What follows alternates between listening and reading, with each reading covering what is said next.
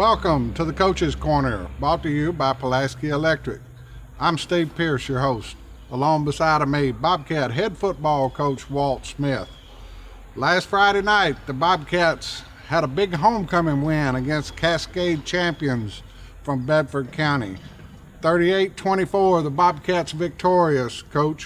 What an exciting night here at Sam Davis Park, Jack Deere Field. It was an exciting night that kind of finalized an exciting, fun week for the kids and the community. Homecoming's always one of those things that you'll talk about and remember as kids all up through as you grow up. But great crowd Friday night. I think it was standing room only as usual, and got to see an exciting football game.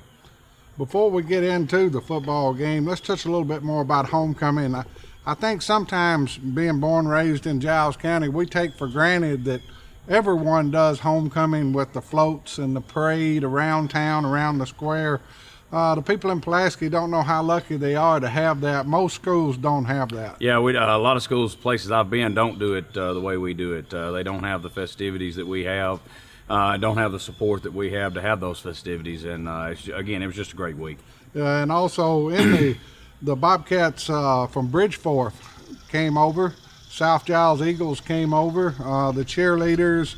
It was good to see the younger kids, a look on their faces to be a little part of the Bobcat homecoming festivities. Yeah, they came over Friday before the game and kind of had a little tailgating with us and ate some hamburgers and hot dogs, things like that, and had the Bobcat moms provided dessert for us. Again, their support, unbelievable what they do for us, and just a good all around day for us. It was good to see those young kids get to talk to some of our guys get to talk to them, and just create that family atmosphere.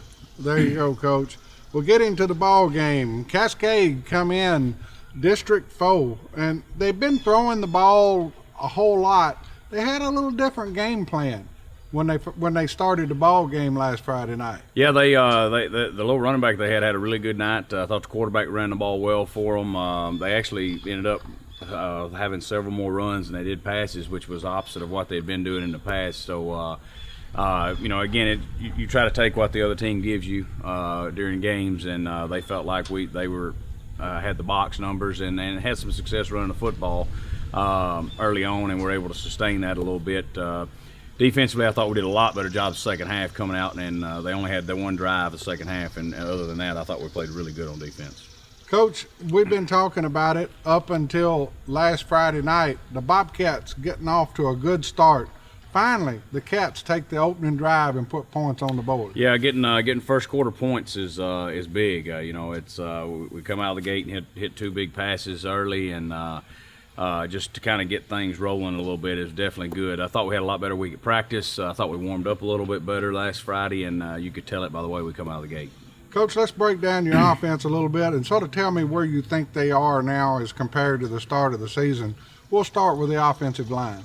We're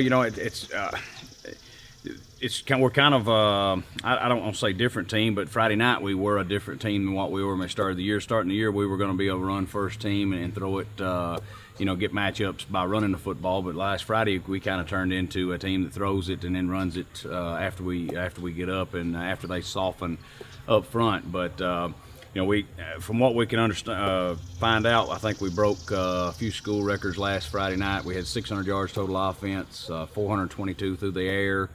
Lucas Harrison had 295 yards receiving, which was unreal. But it's hard to say that maybe that's not our identity now, is we're going to be a throw first team. But again, it's one of those things, we're going to take what they give us. Offensive line, as the year goes, every year, no matter what you are, offensive line's always a work in progress because there's so many injuries to those guys down there, and so many people are banged up, and you're trying to find the right combination of guys that will work together. And we felt like we made a few changes last Friday that helped us, and we're going to tweak a few things again this week that'll help us. And we've got to run the ball a little bit better early on in the game Friday night. I felt like Friday night we ran it and kind of wore them down towards the end, and also the way we were throwing the ball kind of loosened them up a little bit. But we've got to be able to run the ball from the start to finish. Against good teams, you've got to establish a run. Coach, let's talk a little bit about the running back. Basically, Jordan Tucker carried the load for us so far, but Arkell Reed, he got a few carries. Yeah, he did. He had great weeks of practice leading up. He's actually been hurt. He cracked his shoulder early in the year, and kind of played through it. We didn't even really know it until he went to the doctor a week and a half ago, I think, and the doctor said he had been cracked, but that he could play on through it now. We've got him some pad to go under it. But he's just gotten better and better as the seasons went on, learning the offense, learning the things of what to do when you don't have the ball. Anybody can get back there and run the ball and know where to go when they're getting the ball, but it's those other things, knowing where you go when you don't get the ball, knowing who to pick up on pass protection, things like that, that makes you a complete back. And Arkell's starting to pick up on that. Jordan, he didn't give me opportunities Friday night just simply because of the way the game unfolded, but I think he averaged a little over 5 yards a carry Friday night and is doing great for us. But Arkell's definitely a good change of pace for us. And Coach, our playmakers at wide receiver and slot receiver, it continues to be one of the biggest Bobcat threats. It is. I would love to have Don Terrius at full speed right now. He's about 50% playing with a pulled hamstring right now. And we're hoping resting him during the week is going to help us. But can't say enough about Cameron and Lucas, the way they performed. Just consistency all year long at the wide receiver spot, making big plays for us. And last week we had Tanner Holly made another big catch on third down, and Tyler Reynolds also had a catch Friday night. So, we've got to have everybody contributing. We've got to have more than those two guys step up and start doing some stuff. And I think when Dontarius gets a little more healthy, he can. I think those other guys, as the year goes, are going to get better and better. Coach, Trevor Holder, the quarterback, I guess the second half the other night was probably as good a half of football as Trevor Holder's played since he's been the quarterback. I agree. We kind of had a few breakdowns in the first half. We had one drive kind of towards the end of the first half where he got a little frustrated. He missed a couple of reads and got a little frustrated with himself. And we talked about at halftime that that's going to happen, but you can't let it affect the next play. And I felt like the second half he came out and really responded to that well. And like you said, probably played the best half of football he's played since he's been the quarterback, and it just kind of lit up the scoreboard. Let's carry it over to the defensive side of the ball. You had two young linemen on the inside as tackles the other night. Coach, how do you think Devontae Murphy and D. McElroy did the other night? I thought they did real well. They're going to make some mistakes. A couple plays they got too high. A couple plays they got trapped just because they're used to being the biggest guys out there where they can play high and still get away with it. And they're in the process of learning now where on Friday nights everybody's big and everybody's going to take advantage of the things you do or don't do well, and so they're going to get better as the year goes on. But I felt like they played good Friday. Also got some Nelson got some good reps. Kobe Beats ended up moving down inside and got some good reps down there too, and helped us out a lot.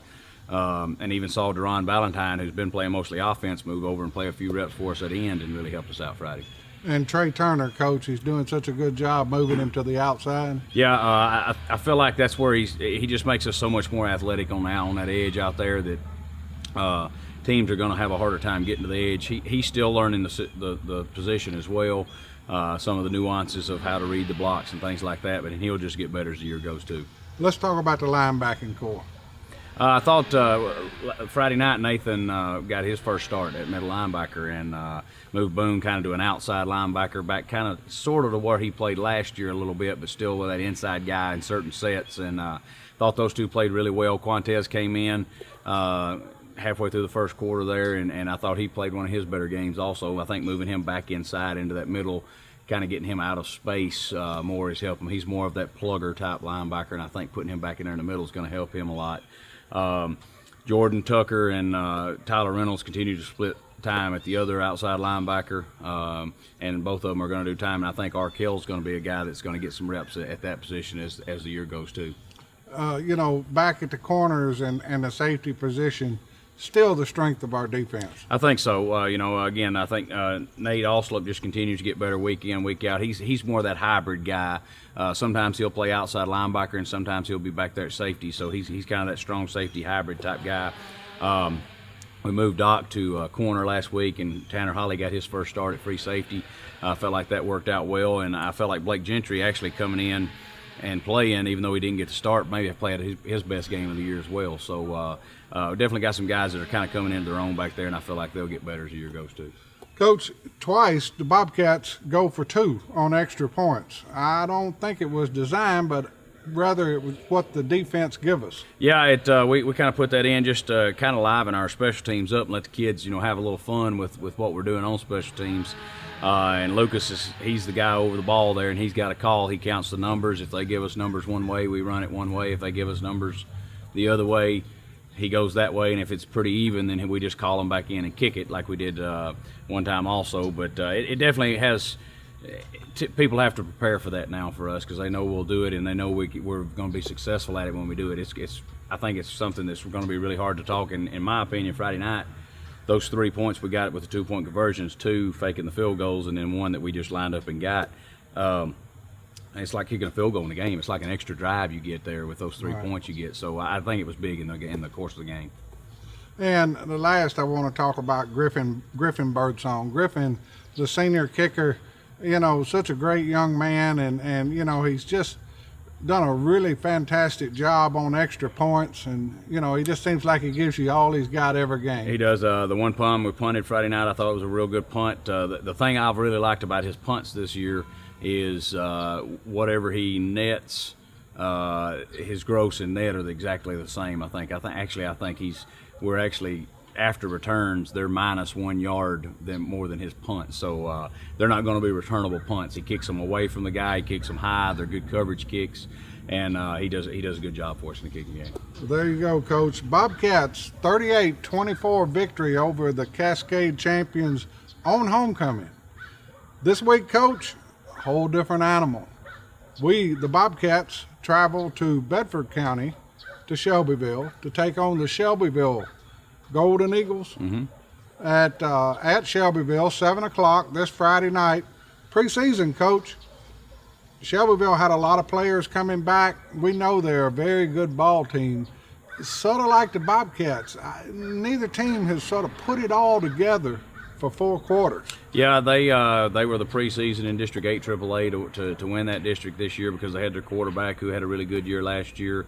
I think after our game last year, they only gave up 12 points the rest of the regular season. In 5 games, they only gave up 12 points as a defense the rest of the year, and they ended up winning a playoff game and going to the second round. So I don't know what happened after our game, but something kind of clicked with them after our game last year, and seemed to have a really good year, and I felt like that's why they were the favorite coming into their district this year. But they've had a tough schedule just like us. They played some tough teams. Played Franklin High School last year, a 6A program out of Franklin. And last week, I'm sorry, not last year, but they're a good football team, and offensively they've got weapons. They've got guys that can go get to football. They've got a big running back there that just kind of bangs on you all night long. He's going to be a north-south guy with good speed, and their quarterback just makes really good decisions. I think he was 31 of 40 Friday night throwing a football, so he a really high percentage passing completion there, and make some plays for them. So Shelbyville, sort of a dual threat, run the ball, throw the ball type offense. Yeah, they'll look, the way they line up, they'll look similar to Cascade, the way Cascade lined up, but I feel like they throw it. I think the breakdown, they were about 68% pass coming into our game. Part of that was they've been behind in a couple games, but they like to throw the football, not necessarily throw it long or anything, but he throws it. He's going to throw it between 30 and 40 times a game, and then the back's going to kind of wear on you and hopefully wear you down. I think that's their plan, but it's going to be, they'll look similar to Cascade. They just got a few more athletes than Cascade had. Defensively, what can we look for in Shelbyville? Well, we kind of talked about this coach staff. Defensively, they're going to line up a lot like Cascade did Friday night. I feel like they've got a little bit more speed than Cascade had, but they're going to be a 4-3 cover 2 team that they're going to base out of, and give us those 2 high safeties most of the night. And when teams, that's one thing we talked about with offensive line this week. When teams give us those 2 high safeties, basically they're taking a guy out of the box to help them in the pass. We've got to be able to run the football inside, and I think that's going to be key Friday night. So a challenge for the Bobcats already for this Friday night. Absolutely. Those offensive linemen, they've taken some criticism the last few weeks because we haven't ran the ball like we normally do, but nobody's more critical of them than themselves, and they just want to continue to try to get better as the year goes. Well, there you go, Coach, and we've talked about it before. Now, halfway through the season, the final stretch run starts. You'll start seeing the teams that's going to go deep in the playoff by, especially at this point of the season, expecting to get better week after week after week. Yeah, again, halfway point is it's a good kind of a measuring stick stopping point to say, okay, how was the first half of the year gone? But seasons are made is in the second half of the season and into the new season, the playoffs, and this is kind of where you separate those contenders from pretenders, and as they say, and this will be a good stretch for us. There you go. The Bobcats, this Friday night at 7 o'clock, they travel over to Shelbyville. You know, down here the players was talking about it. Nothing like Sam Davis Park, Jack Deere Field, but a lot of them were talking to me after the ball game and this week about how exciting it was to hear the fans and everything. You know, it's a huge game for the Bobcats Friday night, just as far as the moral victory goes. It's not a district game. No. But it's important as won and loss record, and just to keep that momentum going. That 12th man, the Bobcat fans, are going to be so important Friday night. It definitely is. You know, we didn't really travel well to Tullahoma, and again, we didn't have a real good week the week before, and just didn't take as many as I thought we normally would to Tullahoma the last away game. But we need. There's plenty of stands at Shelbyville. They've got a big visiting side stands. There's plenty of room to sit over there. It's kind of high where you can see the field well. They've got a good setup over there. So we definitely need all of them. Being back home last Friday, I can't put into words what it meant, because that was a long road trip we had, and being back home with familiar faces and familiar sounds from our guys, it was really good. Well, Bobcat fans, there you have it. This Friday night, 7 o'clock at Shelbyville. We need you there to support these Bobcats. This has been the Coach's Corner, brought to you by Pulaski Electric System. We'll see you Friday night.